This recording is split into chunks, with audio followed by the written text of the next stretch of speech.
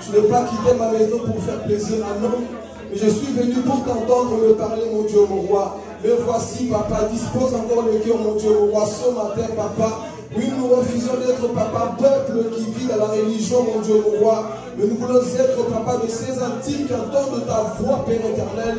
Et ce matin, je prie encore, mon Dieu, mon roi, afin que tu puisses encore parler à ton peuple, Saint-Esprit de Dieu. Guide-moi, papa, que je sois dépendant de toi, mon Dieu, mon roi. Oui, ta parole déclare que sans moi, vous ne pouvez rien faire, mon Dieu, mon roi. Et je suis conscient, papa, que sans toi, je suis incapable de prêcher. Sans toi, je suis incapable de faire quoi que ce soit, mon Dieu, mon roi. Et ce matin, je laisse toutes choses entre tes saints, ton Père éternel. Que ton esprit guide encore chacun de nous ici, Père éternel. Et je me pose, papa, tout esprit libéré de l'enfer, papa. Tout esprit satanique et diabolique qui vient pour empêcher que ton peuple puisse entendre ta parole, Jésus. Je chasse, papa, tout esprit démoniaque et satanique, mon Dieu, mon roi, qui osera empêcher ton peuple d'entendre ta parole, Saint-Esprit de Dieu. Merci pour ta fidélité, Jésus. Ouvre le temps d'entendre-moi, papa. Ouvre encore ton peuple, Saint-Esprit de Dieu. Alléluia, Jésus. À toi la gloire, mon roi. Nous te bénissons, Saint-Esprit de Dieu. Que ces moments encore, papa, soient des moments favorables, Saint-Esprit de Dieu. Que ton nom soit béni et glorifié. Par le nom puissant de Jésus-Christ, nous disons Amen. Amen, amen, amen, amen. Avec des cris de joie. Alléluia. Avec des cris de joie pour notre roi, le Seigneur des Seigneurs. C'est lui qui vit, c'est lui qui règne, c'est lui qui revient. Amen. Que Dieu vous bénisse ce matin. Salut ton voisin, ta voisine de gauche et de droite. Dis-lui sois la bienvenue, sois le bienvenu. Je suis content de te voir dans la maison du Seigneur. Amen. Et moi également ce matin, je suis dans la joie de voir chacun de vous. Amen. Nous avons encore le souffle de vie.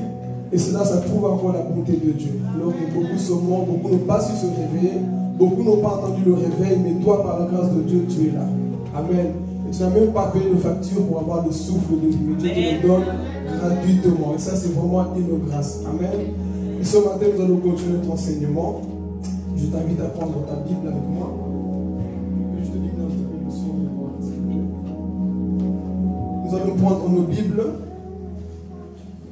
Et ici, nous allons continuer notre enseignement sur les caractéristiques d'un intime de Dieu. On avait déjà abordé 6 points la fois passée. Aujourd'hui, je ne donnerai que 5. L'introduction sera un peu longue avec le peuple d'Israël, les enfants d'Israël. Qui va entendre la parole ce matin? Qui a soif d'écouter la parole de Dieu? Ok, tu vas te concentrer, tu dis à ton voisin, maintenant tu me laisses. Là, c'est mon temps avec mon Dieu. Amen. Si tu déranges, tu changes de place, mais sois concentré. C'est les moments que tu dois passer avec ton Dieu. Amen. Si tu n'as pas de Bible, il y a des Bibles là-bas. Comme ça, tu peux vérifier ce que je prêche. Bien qu'on va afficher ici. Mais il est très important que le chrétien puisse avoir sa Bible. Je n'ai jamais vu un soldat militaire sans son arme. Ce matin, si tu es venu sans arme, il y a des armes là-bas. Amen. Ok, donc ici, nous allons parler de 5 caractéristiques d'un intime. Dieu ne cherche pas des personnes qui prient simplement, mais Dieu cherche des intimes. Amen. Et ce matin, tu vas te découvrir, tu vas voir si tu es réellement un intime ou juste une personne qui est dans la masse, ou juste une personne qui vient à l'église pour venir. Ce matin, chacun de nous va se voir dans le miroir. Amen. Amen. Donc ici, je nous invite à prendre le livre d'Exode, le deuxième livre de la Bible, qui a été écrit par Moïse. Et nous allons justement parler de Moïse. La fois passée, on a parlé de Moïse. On a parlé de David. Mais aujourd'hui, on va plus parler de Moïse. Donc, je vous invite à prendre Exode chapitre 3.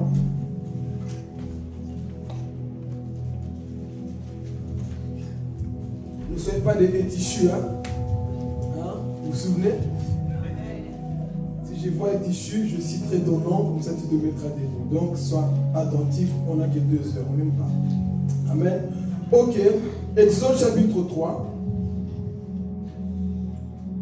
On prêchera comme la dernière fois, donc on laissera ici. Comme ça, on pourra vérifier avec les points qu'on donnera. Donc, il y a 5 points à voir au début. Je vais d'abord introduire avec la rencontre de Dieu avec Moïse. Exode chapitre 3, versets 7 à 8. Je lis la parole au nom de Jésus. Amen.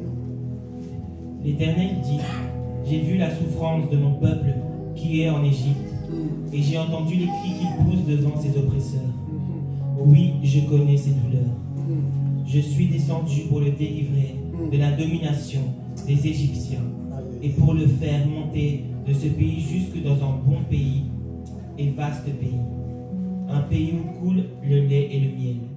C'est l'endroit qu'habitent les Cananéens, les Hittites, les Amoréens, les Phérésiens, les Éviens et les Jébuséens. Amen. Est-ce qu'on peut acclamer la parole de Dieu?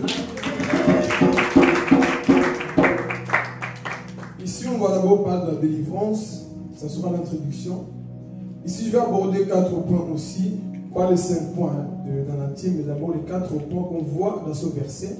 Là où Dieu se présente à Moïse dans le buisson ardent. On sait tous que le peuple d'Israël a souffert en Égypte pendant 430 ans. La prophétie a été donnée par Dieu. Dans Genèse chapitre 15 au verset 13, Dieu dit à Abraham, sache que ta descendance sera esclave dans un pays étranger. Dieu avait déjà prophétisé, mais il fallait quoi? Un libérateur pour sortir ces personnes de l'Égypte. Quand vous lisez la vie de Moïse, Moïse c'est le type de Christ. Tout ce que Moïse a fait, c'est tout ce que Jésus a fait dans la Nouvelle Alliance. Quand vous voyez Moïse, c'était quoi? Un libérateur. Moïse est mort, Moïse est revenu. Jésus est mort, Jésus est revenu.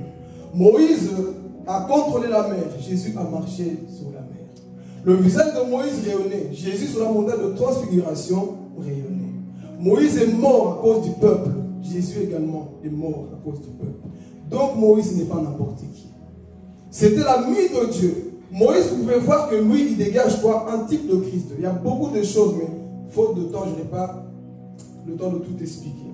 Mais ici, le contexte, on voit que le peuple était quoi? Perdu.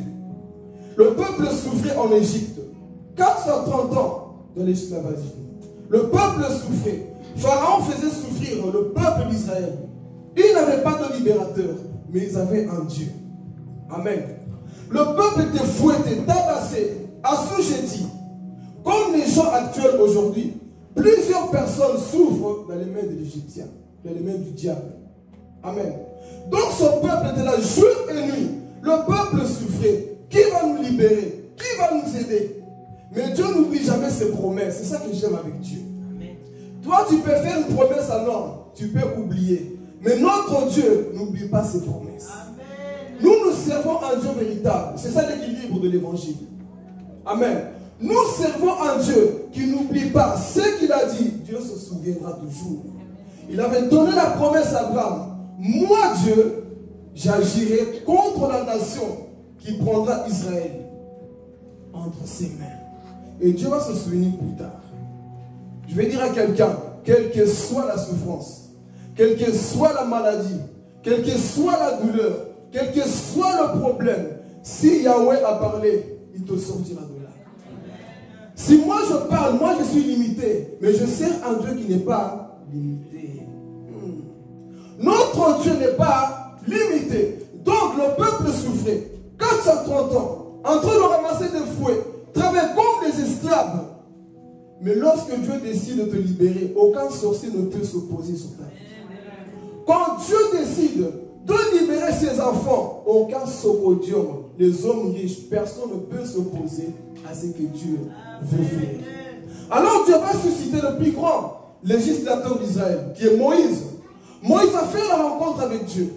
Et par là, je vais dire ici, tu ne peux pas libérer les enfants de Dieu si tu n'as pas rencontré d'abord Jéhovah.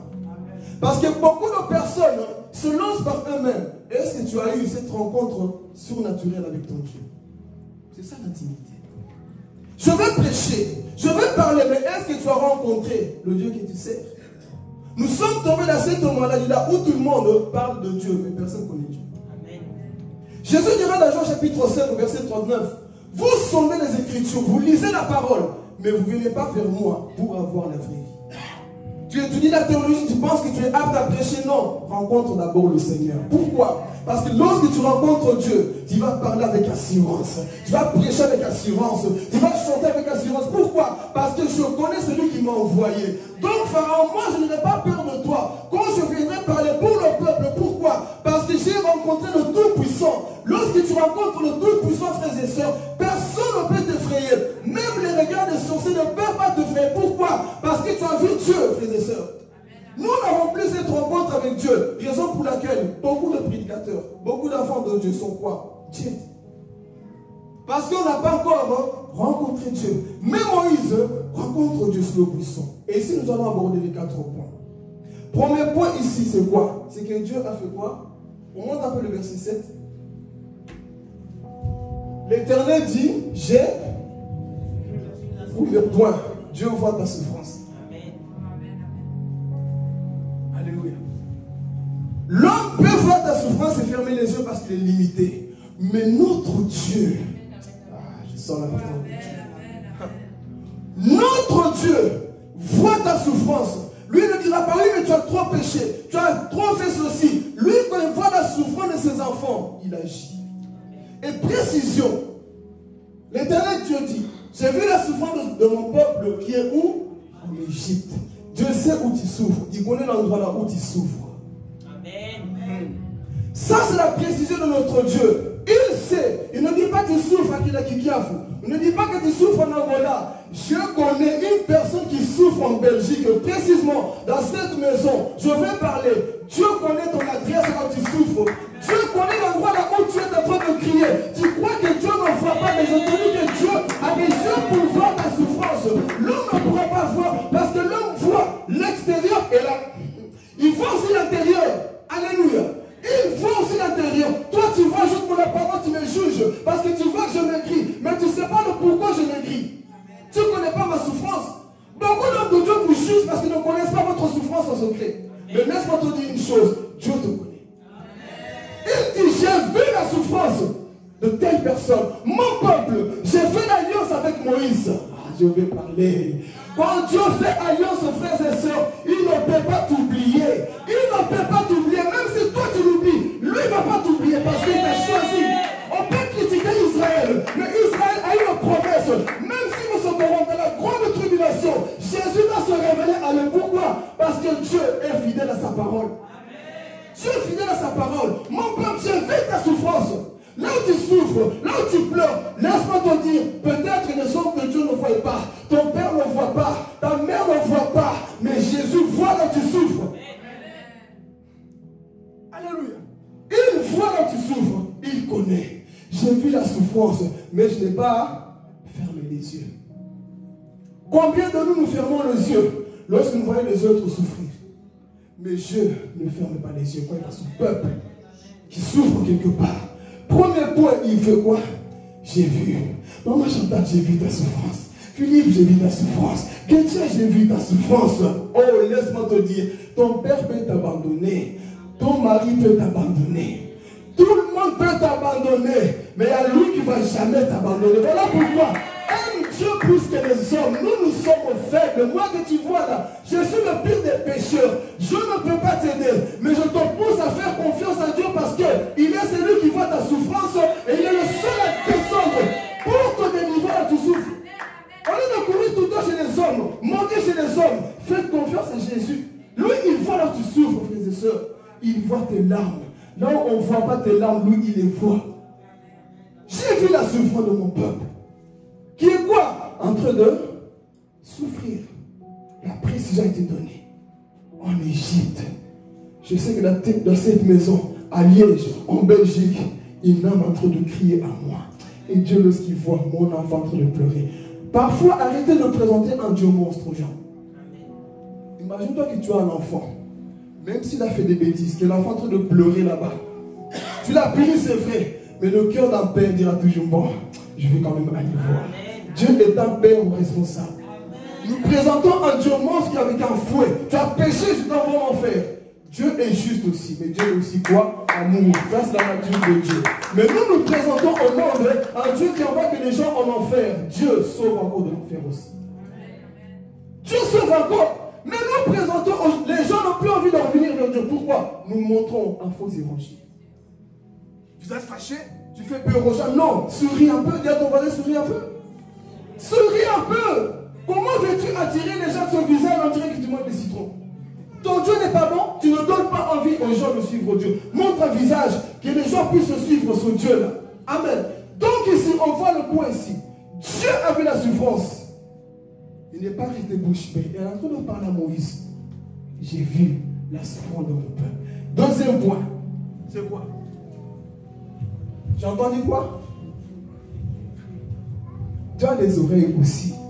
Il a des yeux pour voir ta souffrance, mais il a aussi des oreilles pour entendre tes cris.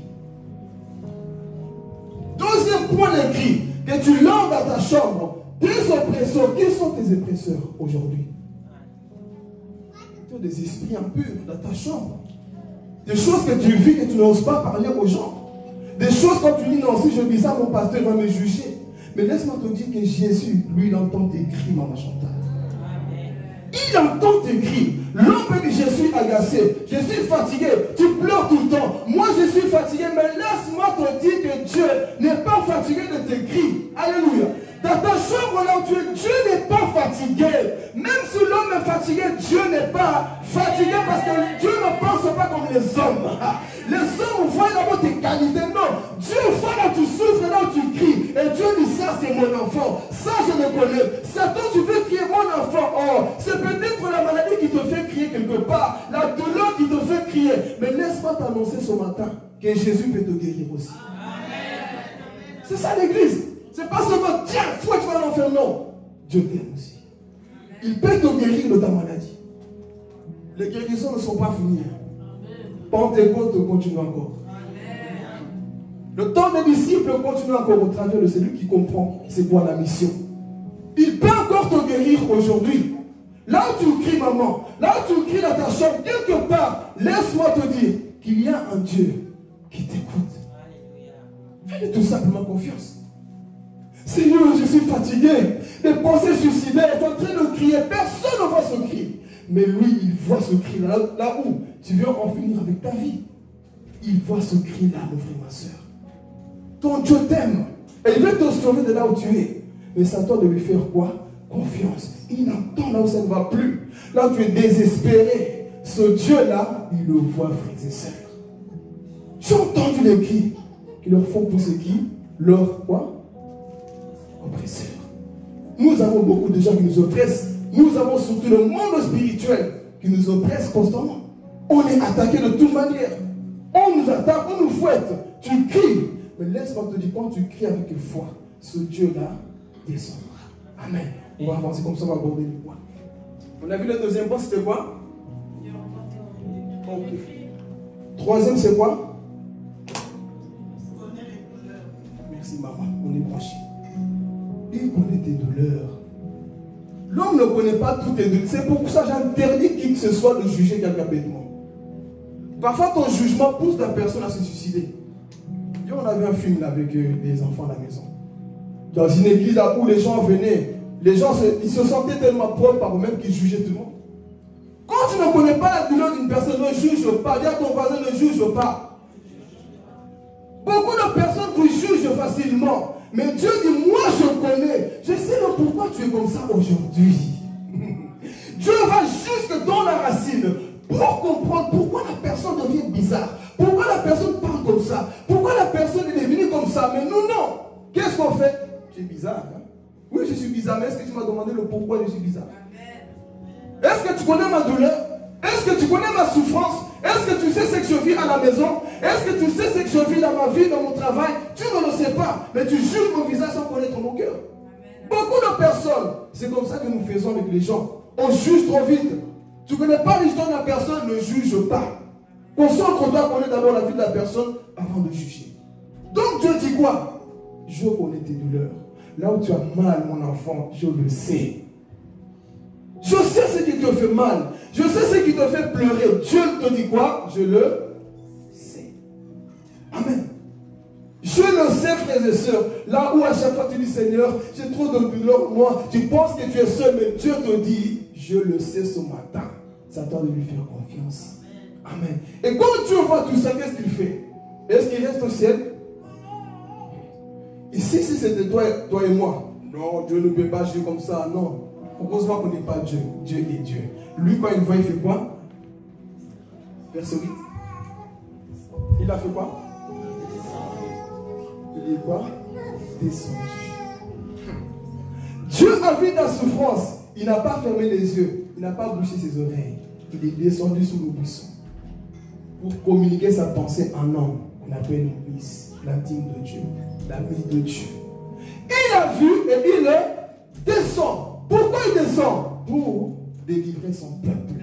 La promesse qui a été donnée à Abraham va s'accomplir ici. Ton Dieu descend encore pour agir. Descend pour te libérer. Il descend pour te sanctifier, pour t'amener dans le pays là où coule le lait et le miel. Nous, Dieu nous délivre pour aller jusqu'au ciel. Mais, nous allons voir maintenant la marche. Ce n'est pas facile pour arriver jusqu'à Canaan. Amen. Donc, on a vu les 4 points d'introduction. C'est que Dieu voit, il entend et il vient quoi? Pour agir de ta vie. Et il te délivre. Maintenant, quand Dieu te délivre, tout n'est pas fini. Hein? Dieu te sort de l'Égypte, il te sort du monde, mais le travail va se passer dans le désert. Le travail va se passer dans le désert. Donc ici, Dieu libère le peuple. Ils sont libérés, ils vont avancer. Dieu endurcit le cœur de Pharaon. Pharaon va poursuivre les enfants de Dieu. Ils sont en train d'avancer. Alléluia. Nous sommes libres aujourd'hui. Gloire à Dieu. Laisse-moi te dire, ce n'est pas parce que tu as quitté le monde que le diable ne te suivra plus. Le diable va te suivre. Mais le plus important maintenant, Dieu marche avec toi. Dieu chemine avec toi. Donc ils sont en train de marcher. Et ils vont se retrouver devant la mer Rouge. Ah, Dieu. C'est là où les problèmes vont commencer. Ah, Seigneur, tu nous as libérés, non? Je vois devant là, il n'y a pas de bateau. On ne sait pas nager. Je regarde à gauche, montagne. À droite, montagne. Derrière, Pharaon. Parfois, il nous arrive comme ça. On ne sait plus quoi faire humainement parlant. On n'a pas de solution. Les médecins n'ont pas de solution. Personne n'a la solution pour ton cas. Il nous arrive comme ça parfois. Mais Dieu te pousse. Il veut te tester tout simplement. Et la Bible dit quoi? Le peuple a commencé à pleurer. On était bien en Égypte. Pourquoi on est venu mourir ici devant la mer Rouge? Mais Moïse n'était pas en train de murmurer. Moïse était l'intime de Dieu qui connaissait la voix de Dieu. Et Dieu lui a parlé. Moïse, non, n'ayez pas peur. Les Égyptiens que vous voyez là, vous ne le verrez plus jamais. Le second qui venait à chaque fois te trembler, tu ne le verras plus jamais. Ça, si tu le crois, tu dis Amen. La personne qui te pressait, tu ne le verras plus jamais. Tu dois tout simplement activer ta foi. Donc, ils arrivent devant la mer Rouge. Moïse, prends ton bâton. Moïse, il prend le bâton. Il sépare la mer Rouge en. Le peuple a gagné la confiance, ils ont quoi? Traversé. Mais le pharaon a dit quoi? Moi aussi, je veux quoi? Toutes les portes qui s'ouvrent, ce n'est pas pour toi.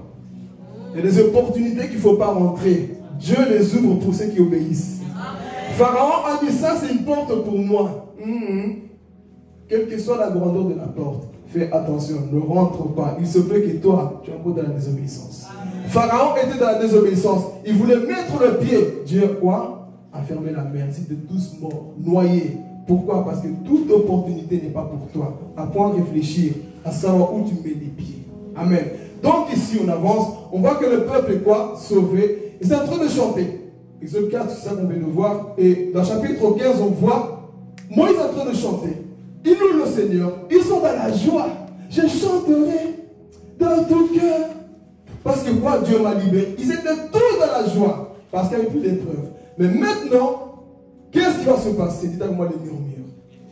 C'est ça que nous allons voir. Les 5 points. Amen. Regardez ces 5 points ici. Ça, c'est les épreuves dans le défi. Nombre 11.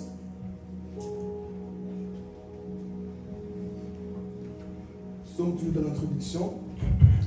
Nombre chapitre 11, verset 1 à 6. Le peuple que Dieu a libéré.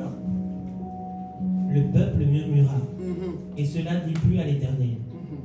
Lorsqu'il l'entendit, sa colère s'enflamma. Le feu de l'Éternel s'alluma parmi eux et dévora une extrémité du camp. Le peuple poussa des cris vers Moïse. Moïse pria l'Éternel et le feu s'arrêta. On appela cet endroit Tabéra, parce que le feu de l'Éternel s'était allumé parmi eux. Les ramassis de gens qui se trouvaient au milieu d'Israël éprouva des désirs. Les Israélites eux-mêmes recommencèrent à pleurer et dire: qui nous donnera de la viande à manger? Nous nous souvenons des poissons que nous mangions en Égypte et qui ne coûtaient rien. Des concombres, des melons, des poireaux, des oignons et des gousses d'ail. Maintenant, notre gosier est desséché. Plus rien. Nos yeux ne voient que de la manne. Amen. Vous voyez comment le peuple est ingrat. Dieu les a libérés de l'Égypte. Ils arrivent, commencent à quoi? À regretter le monde. C'est le cas de plusieurs personnes. Tu étais esclave. Oui, tu mangeais le poisson, les concombres. Ah, je vais parler.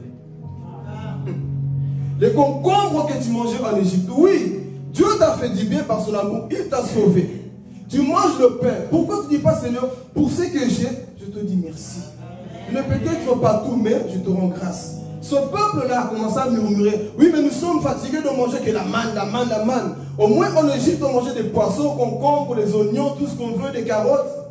On mangeait bien. Plusieurs personnes agissent comme ça dans l'église. Dieu t'a sorti du monde.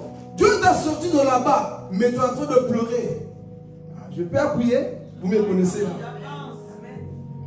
Les boîtes de nuit me manquent. Concombre. L'alcool là, Jacques Daniel me manque. Les sorties d'avant des vendredis là, tous les jours carrés là, me manquent. C'est ça parfois les concombres. Dites amen quoi. Les choses d'amour manquent. Comme ce peuple, je suis fatigué tout le temps, église, messager de paix. Concombre me manque. Mon frère, sois fidèle à Dieu qui t'a sorti de l'Égypte.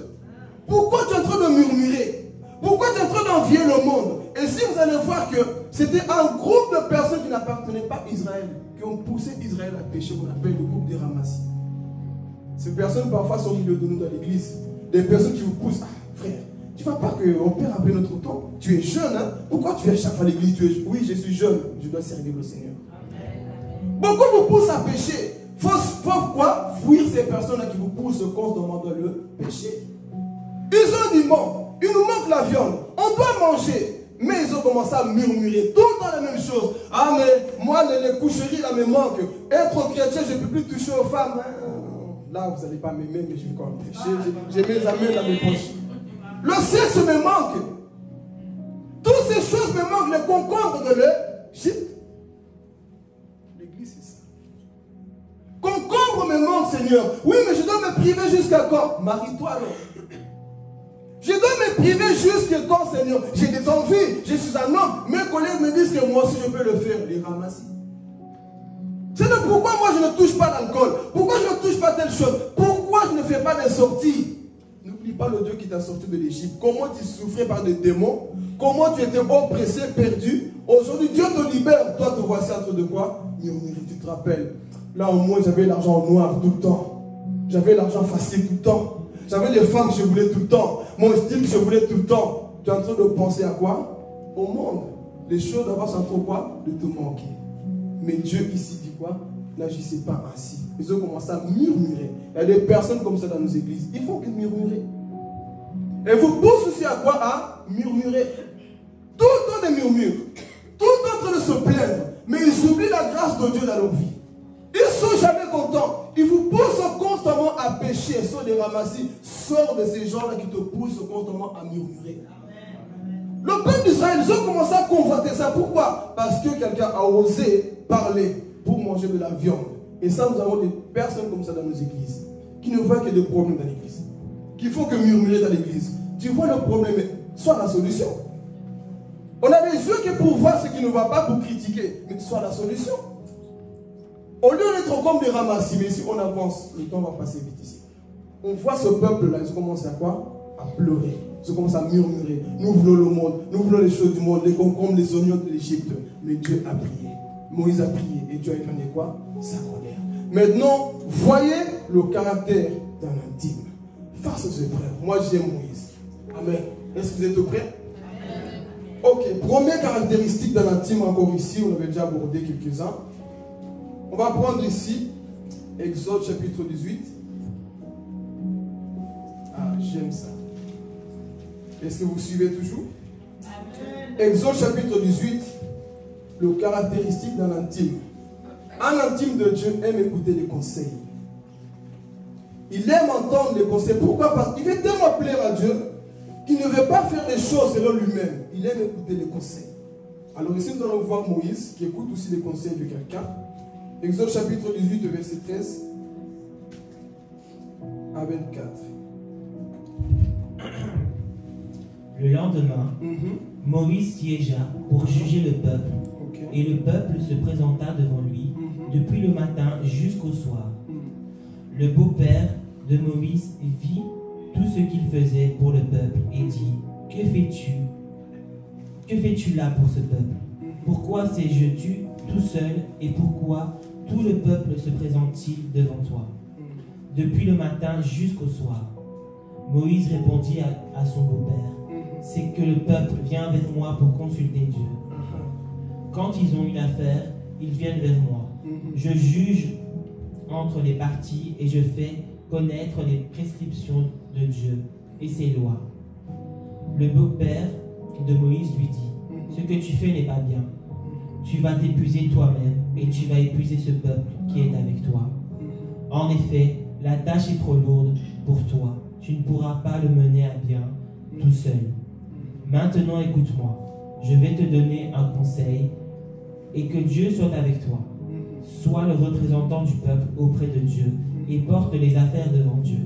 Enseigne-leur les prescriptions et les lois. Fais-leur connaître le chemin qu'ils doivent suivre et ce qu'ils doivent faire. Choisis parmi tout le peuple des hommes capables, qui craignent Dieu, des hommes intègres, ennemis du gain, malhonnêtes.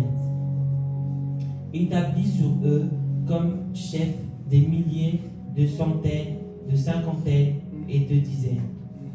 Ce sont eux qui jugeront le peuple de manière permanente. Ils porteront devant toi toutes les affaires importantes et jugeront eux-mêmes les petites causes. Allège ta charge et qu'ils la portent avec toi. Si tu fais cela et que Dieu te l'ordonne, tu pourras tenir bon et tout ce peuple parviendra en paix à sa destination. Moïse écouta son beau-père et il fit tout ce qu'il lui avait dit. Amen. Vous avez suivi ici? Donc ici, il faut apprendre à écouter les conseils. Le problème des hommes de Dieu, surtout nous, parfois on pense qu'on est arrivé. Alors que Dieu peut nous parler au travers de n'importe qui. Les hommes de Dieu, ça c'est plus pour nous. On veut toujours faire des choses selon nous. On ne veut plus écouter. Pourquoi? Parce que Seigneur, c'est moi qui ai la vision. Est-ce que vous voyez Moïse dire ici: Hé, j'ai trop, reste tranquille. Quand Dieu m'appelait, tu étais là. Dans le buisson, tu étais là. Moi, je suis Moïse. C'est moi qui ai séparé la mer rouge en deux. Donc, tu n'as rien à me dire. Beaucoup de personnes agissent comme ça. Ils ne veulent plus écouter les conseils des gens. Pourquoi? Parce que moi aussi, je connais. Moi aussi, je suis Moïse. Le grand Moïse qui a séparé la mer rouge a écouté le conseil de Jéthro. Il a dit: Ce que tu fais n'est pas bien. Il ne s'est pas révélé en disant: Non, je n'ai pas besoin de toi. Je vais aller plus loin. Parfois, Dieu te parle au travers de ta femme et tu n'écoutes pas. Dieu te parle au travers de tes enfants, tu n'écoutes pas. Pourquoi? Moi, je suis borné, c'est comme ça, frère. Tu vas te détruire toi-même, comme Moïse. Amen. Nous allons nous détruire. Pourquoi? Parce qu'on croit que nous, on sait tout. Il y a des conseils parfois, assieds-toi, asseyons-nous, écoutons les conseils. Ce que tu fais n'est pas bien. Qui est la personne qui te dit ce que tu fais n'est pas bien? Qui est cette personne qui te dit ce que tu fais, Steve, n'est pas bien? Fais attention. Oui, tu prêches bien. Oui, tu enseignes bien. Oui, tu avances bien. Mais ce que tu fais là n'est pas bien. Nous n'avons plus de personnes qui nous conseillent. Pourquoi? Parce qu'on fouille les conseils. Pourquoi? Parce qu'on pense qu'on connaît tout. On ne connaît pas tout. Moïse ici devait quoi? Écouter les conseils. Il devait établir les personnes qui connaissaient la mission. Mais nous voyons qu'aujourd'hui, plusieurs personnes ne veulent plus écouter les conseils. Pourquoi? Génération de réseaux sociaux. Moi j'écoutais gauche à droite, moi aussi je connais, moi aussi je sais. Parfois, assieds-toi, écoute le conseil de Noé. Je vais donner le témoignage un jour d'un homme de Dieu qui pensait tout savoir. Sa femme lui parle, n'écoute pas. Sa femme écoute pour le ministère, fais attention. Ah, vous les femmes, vous ne connaissez pas les choses du ministère. Dieu a rendu sa voiture en panne. Il voulait aller prendre le prêcher, ça ne marche pas, ça ne marche pas. Dieu lui dit, va demander pardon à ta femme. Parce que tant comme de Dieu, on pense que nous sommes arrivés. Et un autre encore, Dieu lui dit, il dit à sa femme, dis à ton mari de ne pas voyager. La femme vient conseiller. J'ai rêvé que tu ne dois pas voyager. Prends pas l'avion. Toi, femme, tu connais quoi pour les choses de ministère? Si nous apprenons parfois à écouter les conseils de certaines personnes, on ira loin. Qui a sauvé Moïse? Pendant que lui, il était là, il pensait, moi, je suis Moïse, Dieu m'a parlé qu'à moi, oui. Mais qui a sauvé sa vie? C'est pas Séphora. Parfois, nous bafouons les conseils de tout le monde. Pourquoi? Parce qu'on croit qu'on sait. Donc, on lui dit, non, voyage pas. J'ai vu un rêve que l'avion est tombé. Vous, les femmes, vous connaisserez du ministère. Il a pris l'avion, il est mort. Savoir écouter, c'est très important. Ne pensons pas que nous sommes tous, messieurs, je sais tout. Messieurs qui a toujours raison. On n'a pas toujours raison, frères et sœurs. Parfois, assieds-toi, écoute et discerne. Si c'est de Dieu, avance. Mais toi, non, tu fermes tout. Et je vais aller plus loin. Qui sont même parfois les hommes de Dieu qui t'inspirent, qui te conseillent. Nous, nous avons besoin parfois de références. Pas pour les gens qui veulent aussi rentrer dans le ministère. Nous avons parfois besoin des gens à qui on dit ça, c'est ma référence aussi.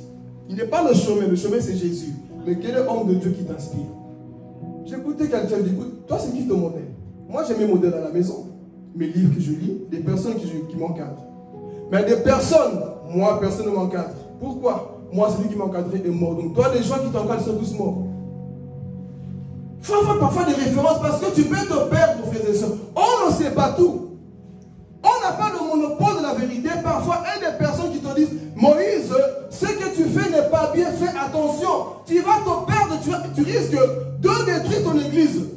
Alléluia. Mais le problème, on pense que nous, la tête dure, on connaît. Non, apprenons à écouter. Amen. Apprenons à écouter les conseils que les gens viennent nous donner. Ne pensons pas que nous sommes le Saint-Esprit. C'est lui qui révèle tout. Non, parfois, on a besoin de s'asseoir un peu, c'est vrai. Fais un peu de gestion du ministère. Qu'est-ce qui ne va pas? Qu'est-ce que tu as me conseiller? Mais parfois, on bafoue tout ça. Alors que Moïse, le grand Moïse, a écouté les conseils. Donc, apprenez parfois à avoir des référents, des personnes qui vous conseillent, qui vous mettent toujours dans le bon chemin. Mais le problème, c'est quoi? Quelqu'un vient te conseiller, toi, tu l'aimes? Il écoute. Tu viens pourquoi, toi? Qu'est-ce que tu veux m'apprendre? Avec ton âge. Avec Dieu, ce n'est pas l'âge. C'est la maturité, le Saint-Esprit. Le problème de l'orgueil aujourd'hui, c'est ça. Qu'est-ce qu'il a à m'apprendre, ce petit-là? Qu'est-ce que ce vieux-là m'apprendre? Apprenons à écouter les conseils. Même Noé peut te conseiller. Son attitude peut te conseiller. Amen. Il peut te conseiller, mais le problème, on ne veut plus. Raison pour laquelle nous sommes en train de ramer. Notez ici qu'en intime, et d'écouter les conseils. Ne sois pas orgueilleux. L'orgueil va te tuer, mais en intime, le premier point qu'on vient de voir ici est quoi? Une personne qui aime écouter les conseils. Ne rejette pas tout et ne prends pas tout non plus. Mais tu dois être sage. Apprends des conseils. Ça peut être parfois ta maman qui te conseille, ton père, un frère même dans lui qui te conseille. Mais toi, tu rejettes tout. Il ne faut pas tout rejeter. Apprenons à écouter les conseils. Amen. On va avancer. Ici, le deuxième point qu'on va aborder, qu'un intime aussi démontre, il ne se défend pas lui-même. Un intime ne se défend pas. Aujourd'hui, vous allez, tous les hommes aujourd'hui viennent se défendre. Non, moi je ne suis pas comme ça. Un intime ne se défend pas. Nous allons encore parler de Moïse ici. Nombres chapitre 12, verset 1. Donc ici, on vient de voir qu'un intime aime écouter les conseils. Est-ce que nous sommes prêts à écouter les conseils? Yes. Est-ce que nous sommes prêts? Ah, Jésus. Ok. Deuxième caractéristique. Myriam et Aaron parlèrent contre Moïse au sujet de la femme cushite qu'il avait épousée. En effet, il avait épousé une femme cushite. Ils dirent, est-ce que seulement par Moïse que l'Éternel parle? N'est-ce pas aussi par nous qu'il parle? L'Éternel l'entendit. Or, Moïse était un homme très humble, plus humble que n'importe quel homme à la surface de la terre. Soudain, l'Éternel dit à Moïse et à Aaron et à Myriam, vous trois allez à la tente de la rencontre. Et ils allèrent tous les trois. L'Éternel descendit dans la colonne de nuée et se tint à l'entrée de la tente. Il appela Aaron et Myriam. Ils s'avancèrent tous les deux. Et il dit, écoutez bien mes paroles. Lorsqu'il y aura parmi vous un prophète, c'est dans une vision que moi, l'Éternel, je me révélerai à lui. C'est dans un rêve que je lui parlerai. Ce n'est pas le cas avec mon serviteur Moïse. Il est fidèle dans toute ma maison. Je lui parle directement, je me révèle à lui sans énigme et il voit une représentation de l'Éternel. comment se fait-il que vous n'ayez pas eu peur de parler contre mon serviteur Moïse? La colère de l'Éternel s'enflamma contre eux. Il s'en alla, et la nuée se retira de dessus la tente. Et voici que Myriam était frappée de lèpre. Elle était blanche comme la neige. Amen. Ici, vous avez vu comment Aaron et Myriam nous ont parlé mal de qui? De Moïse. Mais est-ce que vous avez vu Moïse se défendre? En intime, ne se défend pas parce qu'il connaît son intimité avec Dieu. Ici, on a commencé à critiquer Moïse. Ah, lui, il prend des femmes étrangères. Lui, il est comme ça. Moïse n'a pas ouvert la bouche pour se défendre. Si c'était nous, on allait commencer à se justifier, à se défendre. Mais quand tu es intime de Dieu, mon frère, tu n'as pas besoin de te justifier de quoi que ce soit. Si tu connais le Dieu de ton appel, ne passe pas ton temps à te justifier sur les réseaux. Que les gens disent ce qu'ils veulent de toi. Le plus important, c'est qu'on ne te retrouve pas dans ce qu'ils disent. Que les gens te critiquent, t'attaquent. Le plus important, c'est qu'on ne te retrouve pas dans leur jugement. Amen. Moïse ici est intelligent. Il n'a pas parlé. Mais malheureusement, nous avons des chrétiens qui viennent toujours se justifier. Tu as un problème, statut Facebook. Dis sur Facebook. Non, ne te justifie pas, mon frère, ma soeur. Si tu sais que Dieu t'a parlé, que Dieu s'est révélé à toi, ne te justifie pas. Oui, mais moi, je n'ai pas fait ça. Oui, c'est moi. Non, ne te justifie pas, mon frère, ma soeur. Dieu va s'en charger. Les gens qui vous attaquent, les gens qui vous calomnient, les gens qui vous taquent, mes frères et sœurs, ne vous justifiez pas. Laissez Dieu faire son travail. Amen. Tu vas perdre l'appétit à force de te justifier, de te défendre. Mais lorsque tu es en intime, tu aimes les gens qui t'attaquent. Oh, je vais parler. C'est ça, être en intime de Dieu, frères et sœurs. Les gens qui t'attaquent, tu les vois, mais...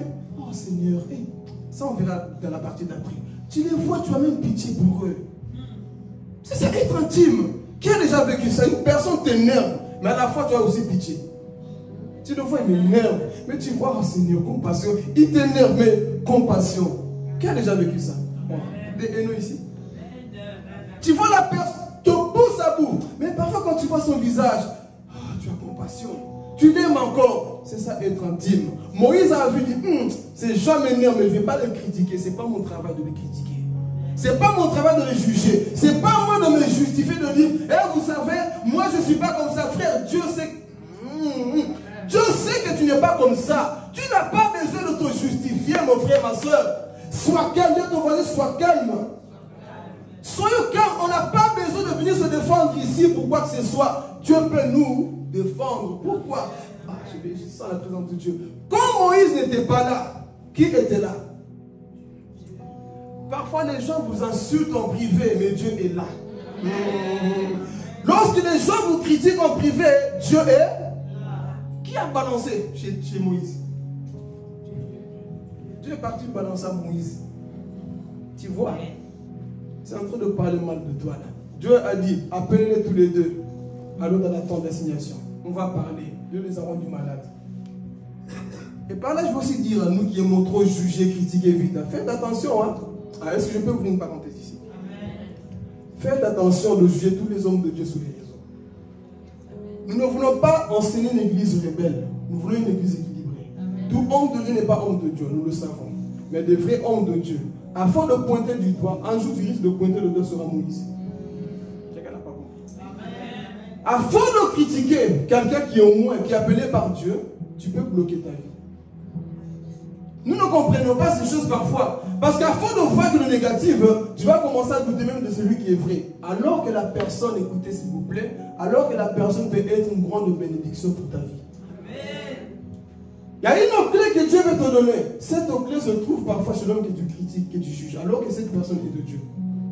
Là pourquoi moi j'ai appris avec Dieu à fermer parfois ma bouche, à demander d'abord la révélation. Même si je vois des vidéos que les gens sont en train de partager, Seigneur, qu'est-ce que toi tu en penses derrière le partage là? Comme je dis, Jésus-Christ TV là, a rendu plusieurs chrétiens impolis. Tout va là-bas. Les vrais, les faux, les sorciers, les démons, les anges, tout le monde va là-bas et devient impoli. C'est triste à voir comment parfois les enfants de Dieu parlent aux hommes de Dieu. Il faut avoir un minimum de respect quand même. C'est pas parce qu'on a dit qu'il est comme ça que toi, directement, oui, il est comme ça, tu risques de pointer du doigt sur un Moïse. Attention, frères et sœurs. Parce que tu es en train de quoi? De fermer ton ciel toi-même. Non. Je connais la parole aussi. J'ai la Bible aussi. J'ai vu. Non, frère, même si tu as la Bible, souvenez-vous de Paul. Il a parlé mal du roi. Il a parlé mal du sacrificateur. Il est Paul, non? Dieu l'avait appelé. Mais il a voulu parler mal. Je ne sais plus le mot qu'il avait dit, il a giflé sur la bouche. Paul, hein, qui prête sur la grâce. Il a mal parlé, Paul. Tu as mal parlé au sacrificateur. Oh, je ne savais pas que c'était un sacrificateur. On l'a giflé. Il a demandé pardon, mais Dieu ne vous gifle pas, mais l'enfer va nous gifler un jour. Le temps de la grâce, c'est ça. C'est plus comme au temps de Moïse. Toi, tu parles, tout le monde, tu vois, lui, ça démon, lui, ça associe. Frère, est-ce que tu es sûr? Parfois, c'est la haine et la méchanceté qui nous poussent à critiquer certaines personnes. Si tu n'es pas sûr de ton voisin, tais-toi. Si tu n'es pas sûr de ce qu'on te dit, voilà pourquoi moi, ne m'envoie jamais une vidéo d'un pasteur. Jamais. J'ai des yeux pour discerner. J'ai la Bible pour discerner. Je n'ai pas besoin que tu viennes souiller mes oreilles. Je préserve mon onction. Donc, ne viens pas me dire, tu vois, Philippe, ne me montre pas. Je n'ai pas besoin de ça. Mais plusieurs personnes aiment ça. Ça t'édifie même en quoi? Tout seul là, non? Ça t'édifie en quoi? Jésus a déjà parlé qu'il y aura ce genre de personnes. Quand tu les vois, tu ne dois pas être étonné. Tu dis, ah Seigneur, la parole c'est quoi en train de s'accomplir? Tu veux connaître un faux serviteur? Tu veux ou pas? Si tu veux connaître un faux serviteur, sois un vrai serviteur. Bon. Sois un vrai serviteur, tu connaîtras qui est faux. Mais quand tu te mélanges, et tu commences à pointer du doigt parfois, au Moïse que tu as appelé, la lèpre peut t'attraper un jour. Peut-être pas ici maintenant sur la terre, mais en enfer un jour. Donc faites attention. Mais ils sont en avance. Moïse ne s'est pas défendu. Il n'a pas dit, vous me postez tout le temps sur Internet. Voilà pourquoi, homme de Dieu, si on t'affiche sur Internet, que toi tu sais que tu n'as rien fait, que ton nom circule dans les groupes, sache que Dieu a déjà mis ton nom dans le livre de vie. Dans le groupe là, ne t'inquiète pas, parce que Dieu t'a déjà inscrit dans le livre de vie. Donc fais attention quand ton nom est en train de circuler partout. Amen. On va avancer. Moïse n'est pas défendu, n'est-ce pas? Est-ce qu'il s'est défendu? Non. Même nous là, parfois, on est touché, le cœur en train de bouillonner. Non. Les femmes, hein, faut que je réponde. Non, c'est trop pour moi. Nous, les femmes, nous les hommes, parfois, on est pépères. Hein. Tu peux dire que moi, je suis sorcier, je vais rigoler. Tu me dis tous, je vais rigoler. Tu mets une grosse tête, je vais rigoler. Dis tout ce que tu veux sur moi, je vais rigoler. Il y a certaines personnes qui disent seulement, tout mon nez, c'est fini. Bagarre se justifie par tout mon frère. Si tu sais que tu n'es pas, reste calme. Moïse n'a pas ouvert la bouche, mais c'est Dieu qui l'a défendu. En intime comme ça, Maman Lisa. Il ne se défend pas. Parfois, il a même mal, hein, Maman Chantal. Il a mal parce qu'il voit que c'est de lui qu'on parle. C'est de lui qu'on est en train de critiquer là-bas. J'ai envie de parler. J'ai envie de me défendre. Mais Dieu te dira quoi? Tais-toi, tais-toi. Ça te pique, mais reste au calme. Dieu te défendra. Amen. On va avancer, sinon on va être trop long. Donc, notez que un véritable intime ne se défend pas lui-même. Amen. Est-ce que tu es prêt à fermer la bouche, à garder le silence, que Dieu puisse combattre pour nous? Ok, nous voulons une église mature. C'est en tout ça qu'il s'agit. Troisième caractéristique, il est patient. Dis quoi ta version dit humble? Il n'y a pas une autre version qui nous dit patience, où je le lis chez moi. Chapitre 12 toujours. Le verset 3, le nombre.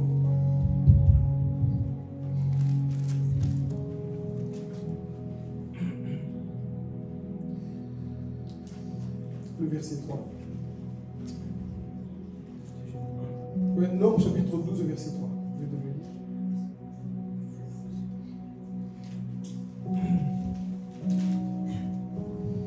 Et l'Éternel l'entendit. Or Moïse était un homme patient, plus qu'aucun homme sur la surface de la terre. Amen. Moïse était quoi? Plus que... Il n'y avait pas d'homme patient comme Moïse. Et ça, c'est nos caractéristiques d'un intime. Tu dois avoir la patience. Imaginez-vous Moïse tout ce qu'il a subi. Mais il était quoi? Patient. Jeunes, soyons patients. Même si les choses tardent, soyons patients. La Bible dit que Moïse, là, c'était l'homme le plus patient. Il avait la patience. Sinon, tu ne me bénis pas aujourd'hui, mais je suis patient. Sinon, tu ne me donnes pas aujourd'hui, mais je suis patient. Il faut être patient dans la vie. Sinon, tu risques de toucher aux fétiches. Tu risques de toucher aux choses qu'il ne faut pas. Tu risques de sortir avec un homme qui ne t'appartient pas. Pourquoi? Manque de patience. Amen. Beaucoup de personnes sont hors du temps. Pourquoi? Parce que tu as pris les choses avant le temps. Donc sois patient. Toi-même tu sais que tu n'es pas encore prêt, tu n'es pas encore prête. Sois patient. Ne prends pas des choses vite parce qu'aujourd'hui beaucoup de jeunes ont signé des pactes chez le diable. Je veux le succès, je veux être connu mon frère, même si le succès ne vient pas, sois fidèle à Dieu.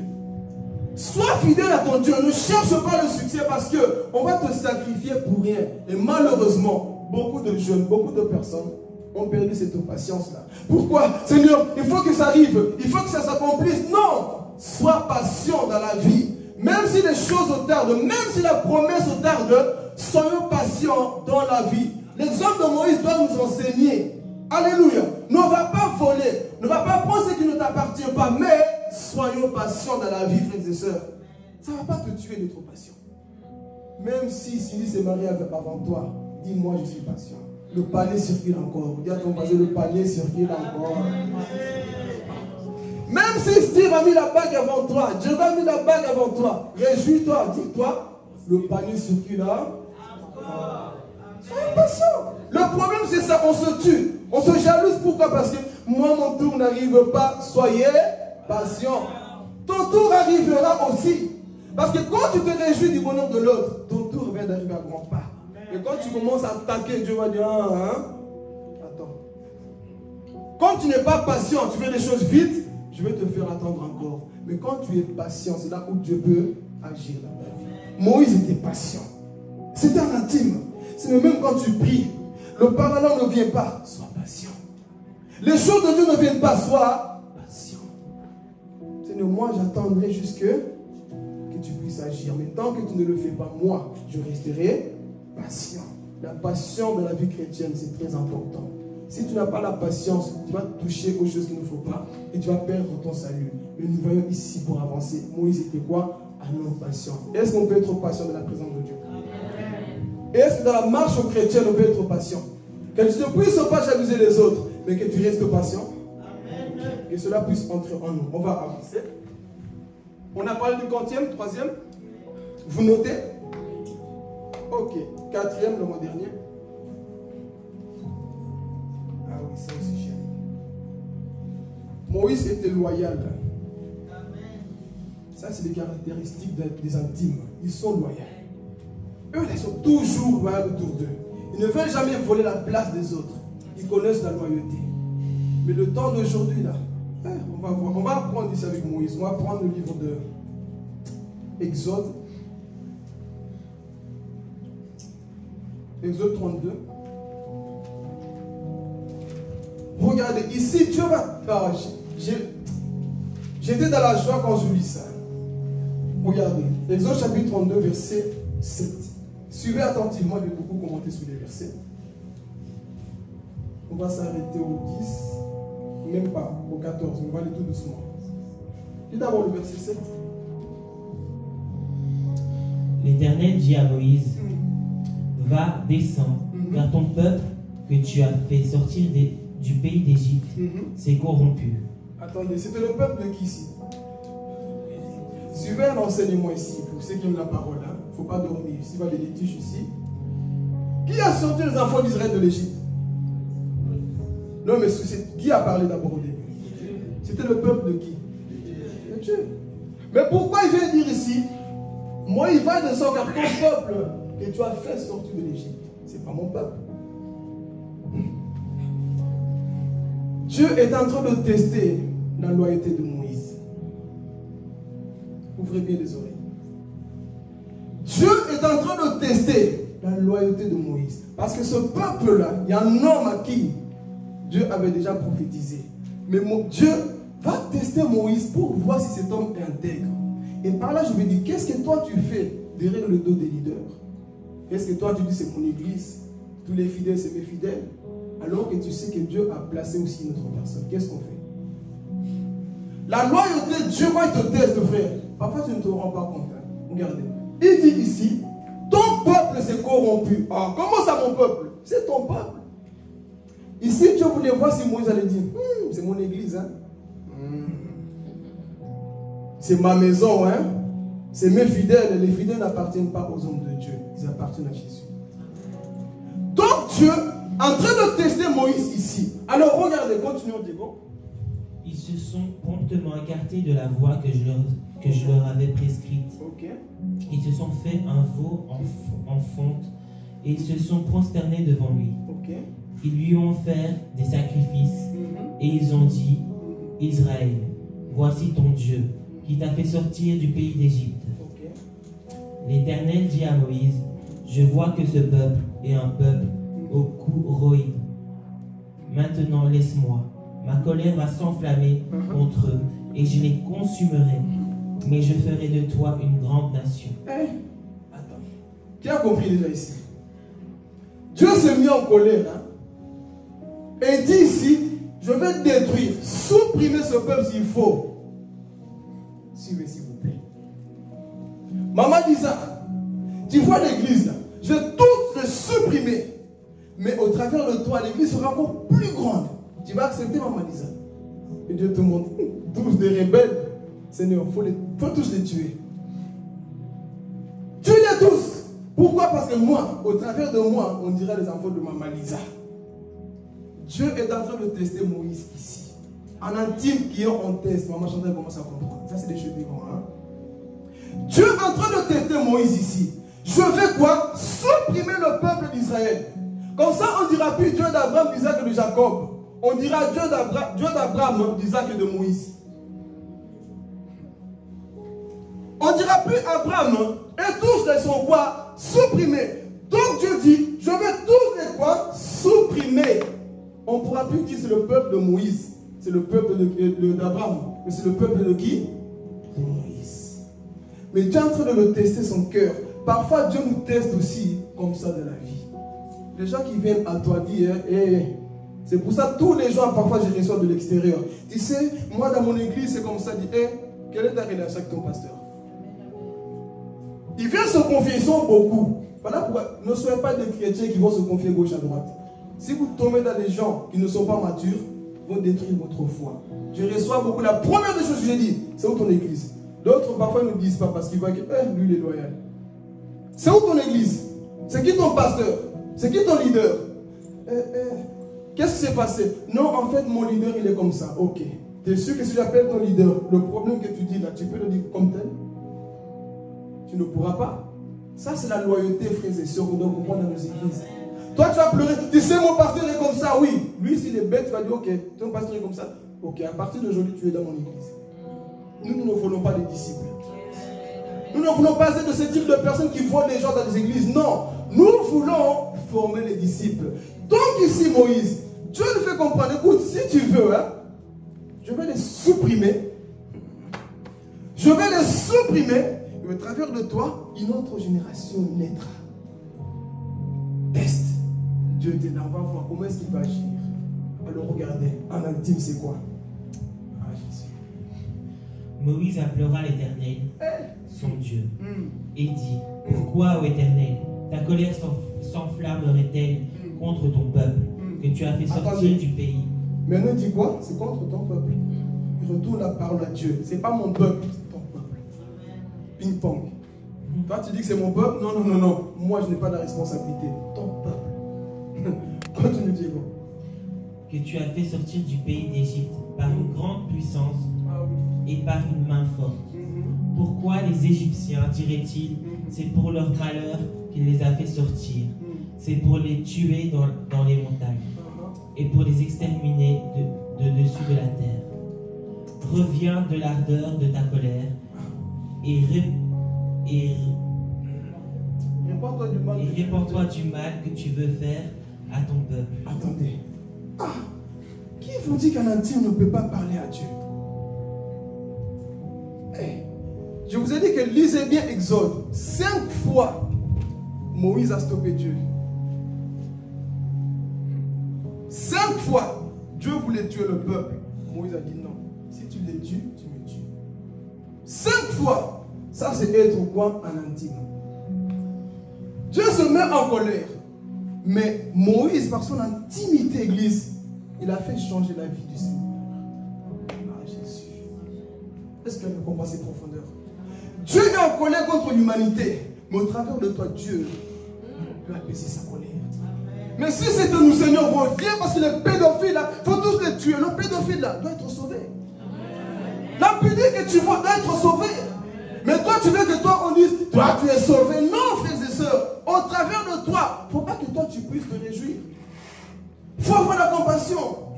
Amen.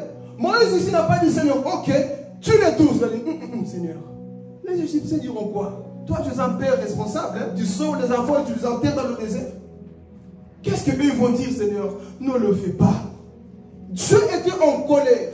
Mais la prière de Moïse a calmé la colère de Dieu. Un homme a dit Dieu, hé Seigneur, calme-toi. Hein?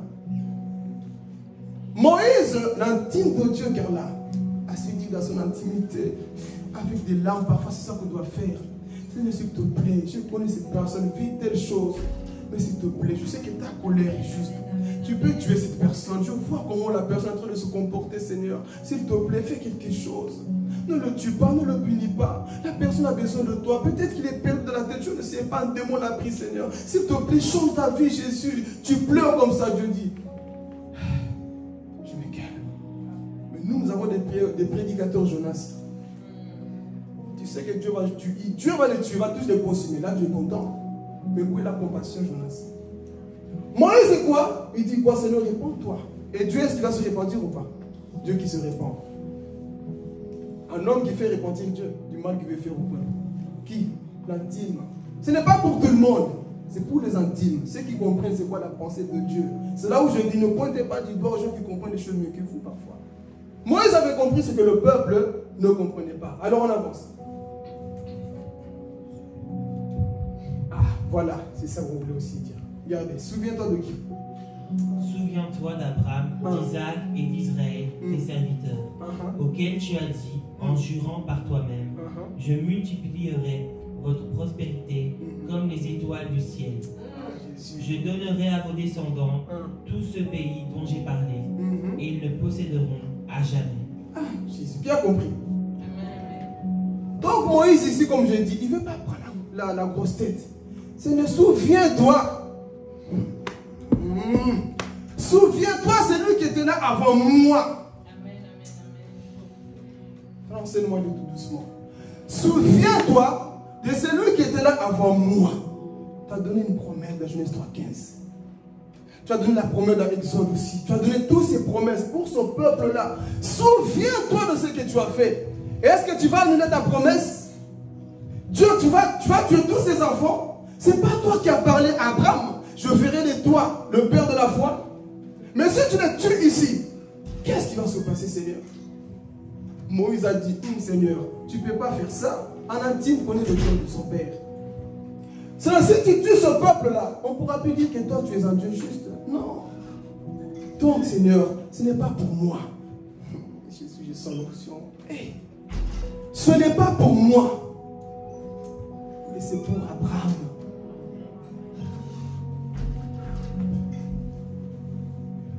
Ayons cet esprit de loyauté, s'il vous plaît. Ce n'est pas pour moi, Jésus. Mais souviens-toi de ce qu'en soi, Moïse est en train de défendre Abraham dans son absence. Il pouvait dire non, ce n'est pas mes enfants. C'est les enfants d'Abraham. Tue-les tous et après moi, ne traque d'autres personnes. Il pouvait le faire. Mais regardez un homme loyal à l'église qui connaît la loyauté. Il a dit non, souviens-toi, Seigneur, ce que tu as dit. Abraham, Isaac et Jacob, c'est leur peuple à eux. Parce que c'est de là où Israël est sorti. Et toi, tu viens les tuer maintenant, là, si tu les tues. Mais si c'était nous, frères et sœurs, comment est-ce qu'on allait faire? Il faut les balayer tous là. Ils m'énervent d'ailleurs. Mais Moïse a dit non. Moïse a dit non, Seigneur. Tu ne dois pas les supprimer. C'est une promesse que tu as donnée. Et je sais que toi, tu es un Dieu qui veille sur sa parole pour l'accomplir. Et cette parole-là va s'accomplir. Et aujourd'hui, Israël existe encore parce que Moïse n'a pas accepté que Dieu les supprime.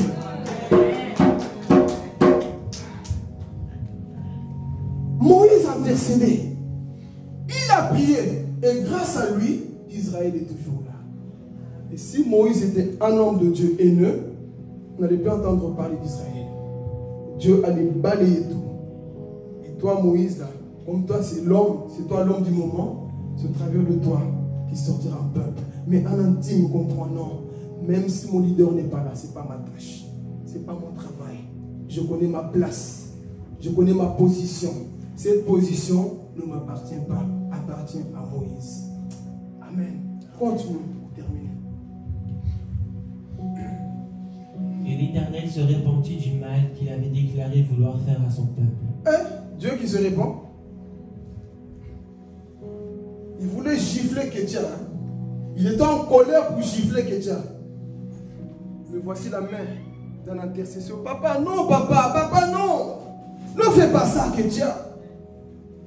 Si tu fais ça, Kétia, tu as donné une promesse à Kétia, non? Que Kétia sera un prédicateur un jour. Et si tu le tues maintenant, là, qu'est-ce qui va se passer? C'est ça être intercesseur, Église. Et on se cœur aussi, quoi? Les intercesseurs. Si tu supprimes Annie Seigneur, ce que tu as dit là, ce jour-là, comment ça va s'accomplir? Et ce cœur-là d'intercession. Et Moïse a fait quoi? Il a intercédé. Dieu s'est repenti. Il a dit non, ok Moïse, mon serviteur, je ne le fais pas. Le mal que je voulais faire là, je ne le ferai pas. Dieu s'est retiré. Ils ont continué à avancer. Amen. Donc apprenons à être loyal aussi. Nous ne cherchons pas à prendre toujours la place des autres, à dominer sur les autres. Apprends à connaître où est ta place. Apprends à savoir que ce que j'ai là, ça ne vient pas de moi. Ce n'est pas de moi. Et nous allons aller loin avec Dieu. Mais si tu ne connais pas ta place, désordre total. Amen. Dernier point, ensuite nous allons prier. Est-ce que ça montre le message? Amen. Vous n'êtes pas fâché contre moi? Non. Ok, il ne faut pas me lapider à la fin. De toute façon, Steve est là. Ok, 5e point.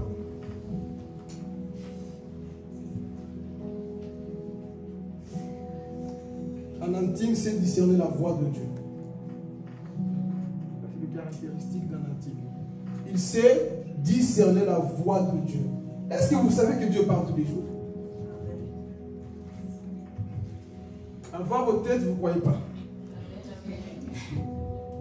Est-ce que vous savez que Dieu parle tous les jours? Je dis, le problème n'est pas au ciel, le problème est sur la terre. Dieu nous parle tous les jours. Sa parole, par des signes, par des rêves, par des visions, par des situations. Dieu nous parle tous les jours. Comme on dit, c'est comme un poste de radio que tu es en train de chercher. Tu es là, tu es en train de tourner. Il suffit de bien chercher pour capter la voix de Dieu. Dieu nous parle tous les jours, Église. Si vous lisez l'Ancien Testament, juste en train de méditer, dites, chaque fois on dit Dieu parle en tel. L'Éternel s'adresse à, mais Dieu parlait comment? Et malheureusement ici, beaucoup de gens ne savent plus entendre la voix de Dieu, raison pour laquelle on court des rêves chez les prophètes. Alors que le même Saint-Esprit est en toi, il peut te parler là où tu es assis. Parce que beaucoup, Seigneur, je vais prier, et ensuite je vais dormir, tu me parles en rêve. Dieu ne parle pas en rêve. Écoutez, tu dois voyager, tu as un projet, la situation doit arriver tout de suite. Tu demandes la volonté de Dieu. Seigneur, qu'est-ce que je dois faire? Je vais ou je ne vais pas? Toi, Seigneur, je demande d'abord que je rêve, et si tu ne rêves pas?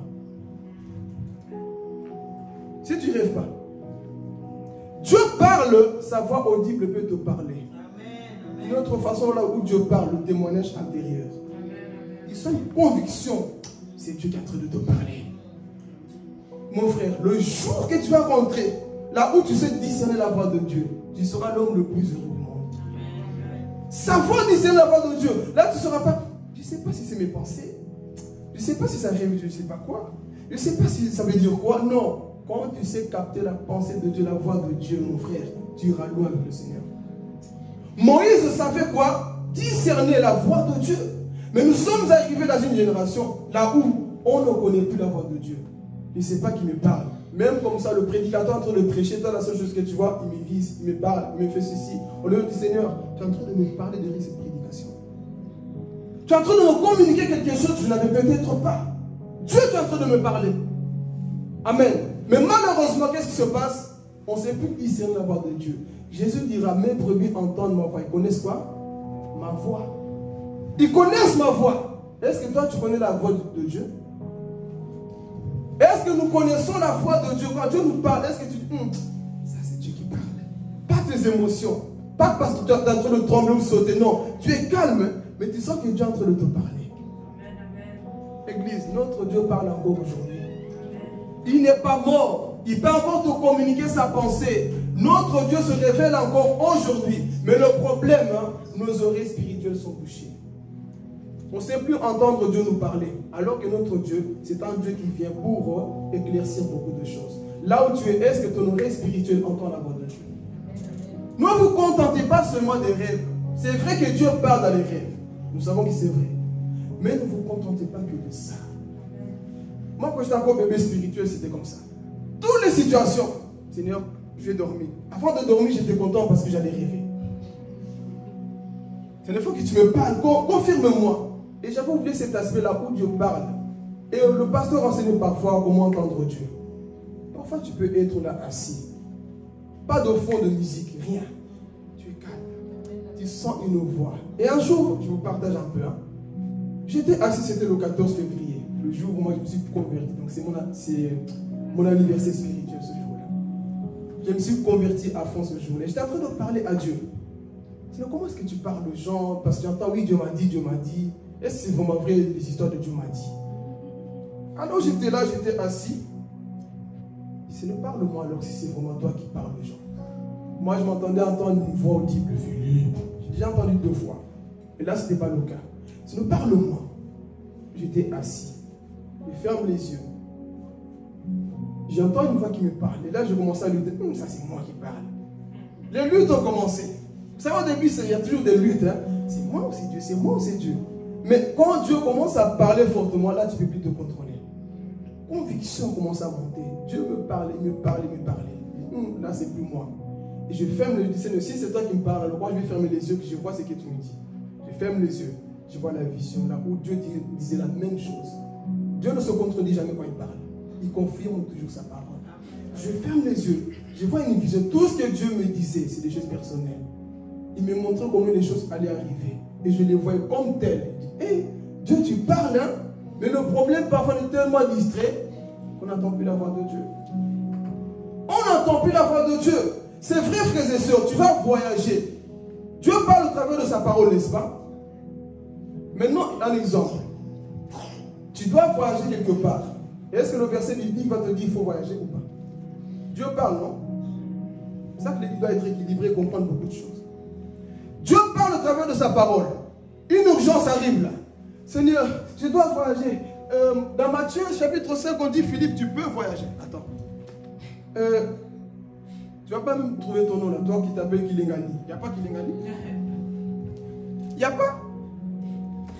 Donc Dieu doit te confirmer oui ou non. Mais comment? Par la parole, oui, il peut confirmer. Mais il n'y a pas ton nom. Il n'y a pas Kibuki là-bas dans la Bible. Il ne dira pas Kibuki, oui, tu peux voyager. Donc comment Dieu va le faire? Une révélation, ou par un rêve, un sentiment, ou par une prophétie. Dieu parle. Mais quand tu ne sais pas discerner, tu vas tourner partout.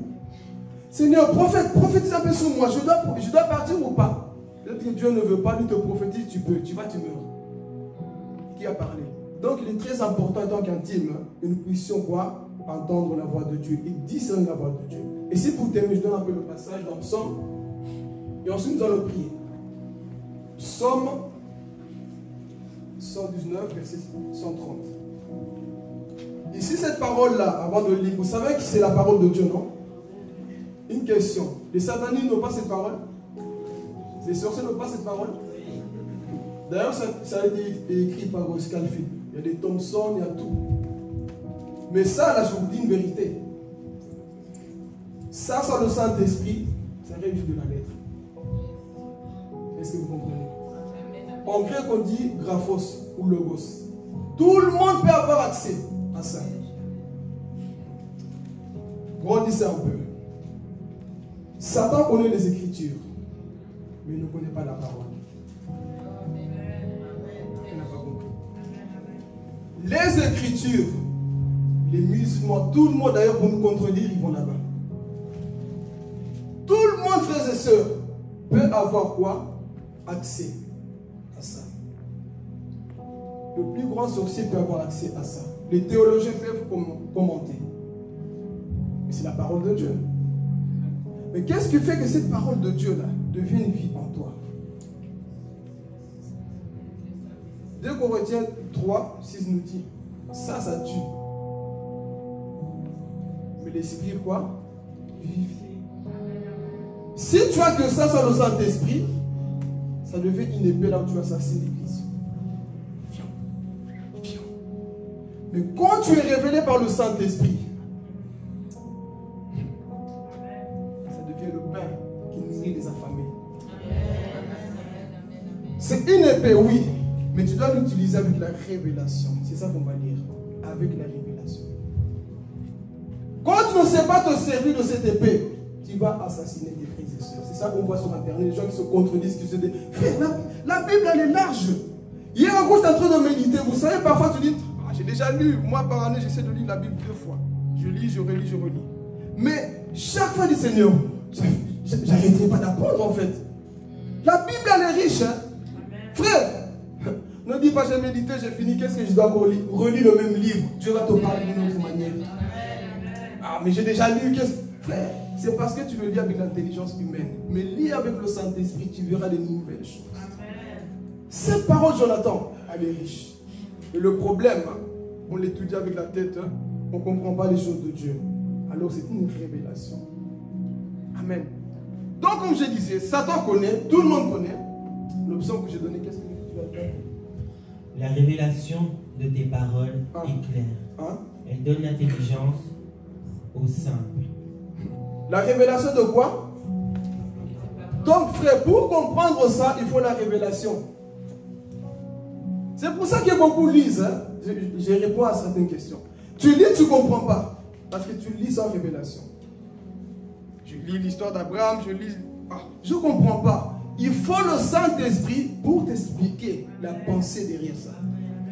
Exemple, tu vas lire dans la Bible. Il faut couper le bras quand ça t'amène dans le péché.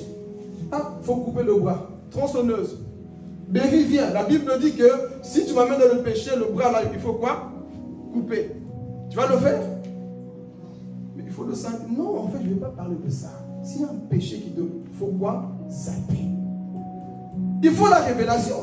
Mais beaucoup lisent sans révélation, comme les pharisiens. Les pharisiens, c'était comme ça. Ils savaient que la lettre sans révélation. À tel point, la vraie révélation qui était Jésus, ils n'ont pas accepté. Parce qu'ils connaissaient les Écritures, mais ne connaissaient pas la parole qui est Jésus fait chair. Et c'est ça la réalité de plusieurs personnes. Je connais, ne te vante pas de connaître que la lettre. Vante-toi d'avoir une intimité comme Moïse. De parler à ton papa. Ça, c'est être efficace. Vous voulez voir la différence? Vous avez, comme je dis toujours, vous voyez sur Internet, il y a beaucoup de gens qui débattent sur les religions. Quand tu l'écoutes, tu dis, moi-même je suis à zéro. Tu les vois débattre, tu sors des versets bibliques comme s'ils les a mangés, je ne sais pas comment. Il te dit comme ça. Mais quand toi tu parles avec révélation, tu dis, tu peux révéler tout ce que tu veux. Mais hier soir, tu étais avec une prostituée, tu étais avec un impudique. Comment tu sais? Toi tu connais la Bible, mais moi je connais celui qui connaît mieux que la Bible. Qui connaît mieux la Bible. C'est ça, ne te vante pas d'avoir une grosse tête avec la connaissance. Mais tu diras, hier tu étais en train de maltraiter ta femme. Hier tu étais en train de voler. Tu es en train de citer des versets bibliques comme un perroquet. Moi je connais ton fond là, il faut changer. C'est ça être en intimité avec Dieu. Mais malheureusement, nous ne savons plus discerner la voix de Dieu. Est-ce qu'on est prêt à discerner la voix de Dieu? Être des intimes, comme je viens de le dire ici. Être des intimes qui savent discerner la voix de Dieu. On dit si on entend la voix de Beyoncé, on connaît tout ça. Mais est-ce que la voix de Dieu là, tu la connais? Si une voix qui est ici là, bon, on va faire un exercice ici. Fermons tous les yeux. Bon, si je dis le nom là, bon, je ne dis pas. Fermez tous. Fermez les yeux.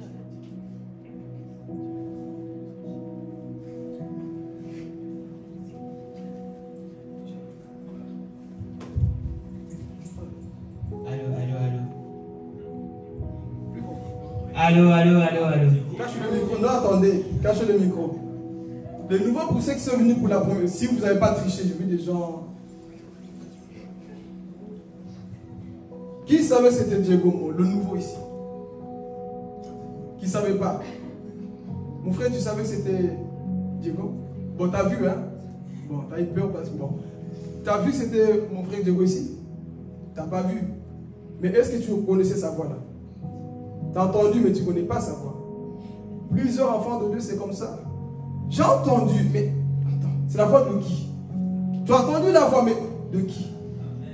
Mais ici, là, Jonathan, c'était qui? Pourquoi Diego il sait? Et pourquoi Jonathan il sait?